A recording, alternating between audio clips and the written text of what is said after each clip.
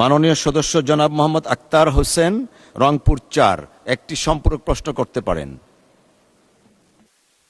ধন্যবাদ মাননীয় স্পিকার।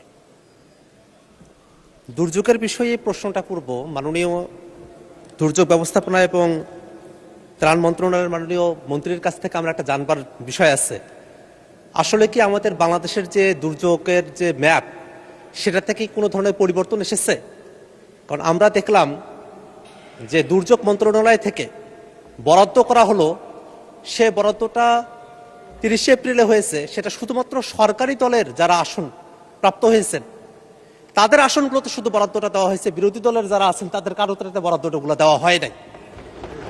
যদি এরকমটা হয়ে থাকে যে বাংলাদেশের আসলে দুর্যোগগুলো যখন আসবে তখন শুধু সরকারি দলের যে আসনগুলো আছে সেখানেই দুর্যোগগুলো আসবে, বিরোধী দলের যে আসনগুলো আছে সেখানে দুর্যোগগুলো আসবে না, তাহলে হয়তো একভাবে হতে পারতো। কিন্তু দুর্যোগগুলো যখন আসে মাননীয় মন্ত্রী মহোদয়, তখন কিন্তু আপনার আসনেও আসে, তখন আমাদের আসনগুলোতে এই দুর্যোগগুলো আসে, তখন কিন্তু আমরা সবাই কিন্তু সাফারার হই। এবং এই যে বরাদ্দগুলো আসে, এটা কিন্তু সরকারি দল বিরোধী দল এই বিভাজন করে এই দুর্যোগগুলো আসে না। এবং এই দুর্যোগের যে অর্থগুলো বরাদ্দ করা হয়, এই বরাদ্দগুলো কিন্তু করা হয় জনগণের ট্যাক্সের টাকা থেকে, জনগণের থেকে এই অর্থগুলো আহরণ করে তারপরে জনগণের পিছনে এটা বরাদ্দ করা হয়। কিন্তু আমরা দেখলাম যে গত 30 এপ্রিলে যে বরাদ্দটা করা হয়েছে 85 লাখ টাকা করে এবং 90 টন করে চাল গম, সেটা শুধুমাত্র সরকারি দলের যারা এমপিরা আছেন বা সরকার দলের যে আসনগুলো আছে সেখানেই সেটা বরাদ্দ করা হয়েছে।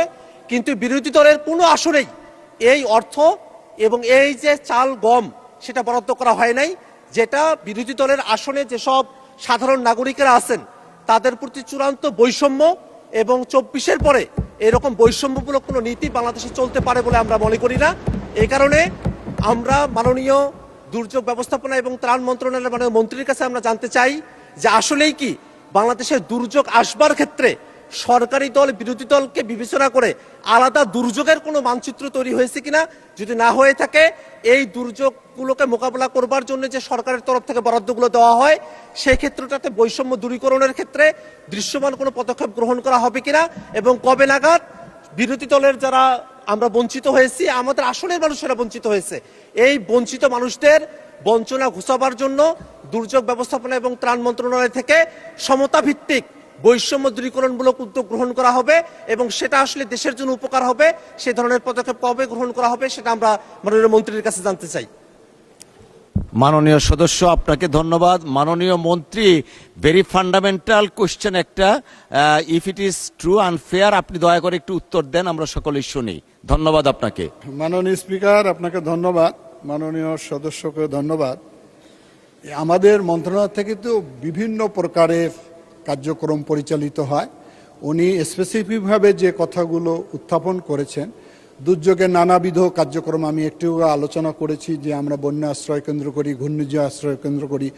যখন যেখানে দুর্যোগ সংগঠিত হয় জেলা পর্যায়ে প্রত্যেকটা জেলা প্রশাসকের কাছে আমাদের বরাদ্দ দেয়া রয়েছে, জিআর ক্যাশ এবং জিআর রাইস। আর উনি টিআর কাবিখার কথা বলেছেন, যে সমস্ত এমপি মহোদয়রা আমাদের কাছে চাহিদাপত্র দেয় সেখানে আমরা বরাদ্দ দিয়ে থাকি। আমার মনে হয় যে কাল পরশুর মধ্যে ওনারা ওনাদের বরাদ্দ পেয়ে যাবেন। ধন্যবাদ। আপনারাও পেয়ে যাবেন, আপনারাও পেয়ে যাবেন। ধন্যবাদ আপনাদের। আপনার পরশুর মধ্যে যারা চাহিদাপত্র দিয়েছেন তাদেরকে আমরা বরাদ্দ দিয়েছি, ইনশাল্লাহ পেয়ে যাবেন। ধন্যবাদ আপনাদের। ধন্যবাদ মাননীয় মন্ত্রী।